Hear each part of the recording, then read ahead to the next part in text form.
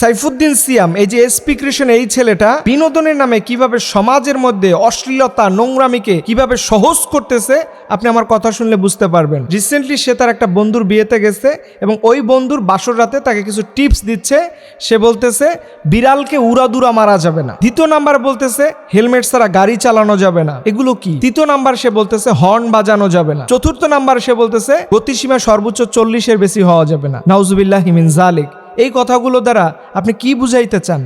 এগুলো যারা 18+ আছে অবশ্যই কথাগুলো যে কতটা সমাজের অবক্ষয় হলে পরে আজকে এই জাতীয় মানুষ এগুলো সহজভাবে মানুষের সামনে তুলে ধরতেছে। আমার একটা খারাপ লাগে এই জায়গায় যে মানুষ বিনোদন বা যে কোনো কিছু করতে গিয়া সে যে তার ফ্যামিলি, তার পরিবার আছে, তার ফ্যামিলি আছে, তার ভাই বোন আছে, এইগুলোর দিকে কি তাদের তাকানোর সময় হয় না? এই যে নোংরামি অশ্লীলতা কেন আপনি সমাজের মধ্যে ছড়াচ্ছেন? এবং এছাড়া আমি আরও দেখলাম অনেকগুলো জিনিসের ভিতরে ইসলামের অনেকগুলো বিষয় নিয়েও তুচ্ছ-তাচ্ছিল্য করা হচ্ছে। তার গায়ে একটা পাঞ্জাবি দেখছেন তো, এই পাঞ্জাবিটা গায়ে দিয়ে কি একটা ছাগলের মুখে খাবার দিচ্ছে, সে খাচ্ছে। এই যে একটা অসুস্থতা, এগুলো কি বিনোদন বলতে?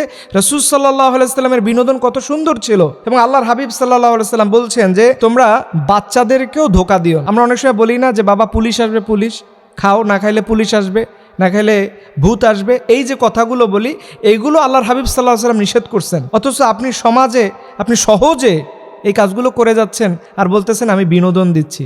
এগুলোকে বিনোদনের কোনো পার্টের মধ্যে পড়ে? কোনো বিবেকবান, কোনো সামাজিক মানুষ, কোনো নৈতিক সম্পন্ন মানুষ এটা কখনো সাপোর্ট করতে পারে না। এই জাতীয় অশ্লীলতা নোংরামি করে করে আজকে সমাজের আজ থেকে 20 বছর আগেও এরকম একটা অবস্থা ছিল না। এই টাইপের মানুষরাই এগুলো সহজ করতেছে। আর সহজ করার কারণে কি হচ্ছে? যে ছোট বাচ্চা থেকে বৃদ্ধরা পর্যন্ত আজকে অশ্লীলতা নোংরামির শিকার হচ্ছে। এই জিনিসগুলো আমরা অনেক সময় বলি না, অনেক সময় দেখি মানুষের এগুলো আমাদেরকে বলে, আমাদেরকে ইনবক্সে মেসেজ করে যে হুজুর এগুলো নিয়ে আপনি একটু কিছু বলেন। আমরা তো আর পারতেছি না। এর জন্য আমি আপনাদেরকে অনুরোধ করে বলবো, যারা এই জাতীয় বিনোদন দেখতেছেন আপনি মনে রাখবেন কিয়ামতের দিন এটার একটা পার্সেন্টেজ আপনার আমলনামায় যাবে। কারণ ফেসবুকের বা যে কোনো প্ল্যাটফর্মের প্রোগ্রামগুলো অশ্লীলতা যখন বেশি দেখবেন, এইটা ওদের কাজ হচ্ছে এটা আরও 6 লাভ করে দেওয়া। আপনি দেখছেন তো আরও 10 জনের কাছে পৌঁছে দিবে। এই কাজগুলো থেকে আপনাকে অডিয়েন্স হিসাবে আপনাকে দূরে থাকতে হবে।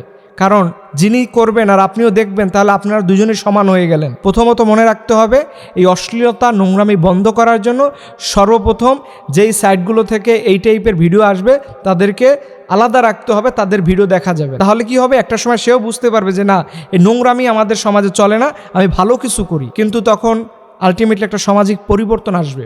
এর জন্য আল্লাহ রাসূল সাল্লাল্লাহু আলাইহি সাল্লাম বিনোদনের নামে কত চমৎকার বিনোদন করতেন, কত সুন্দর বিনোদন করতেন। বাচ্চাদেরকে রাসূল সাল্লাল্লাহু আলাইহি সাল্লাম কখনো মিথ্যে বলেননি, কখনো যে কাজ নিজে করেননি কখনো তাকে করতে বলেননি। অথচ আমরা আজকে এই জাতীয় বিনোদনের নামে অশ্লীলতা নোংরামি সমাজে পরিপূর্ণ হয়ে গেছে।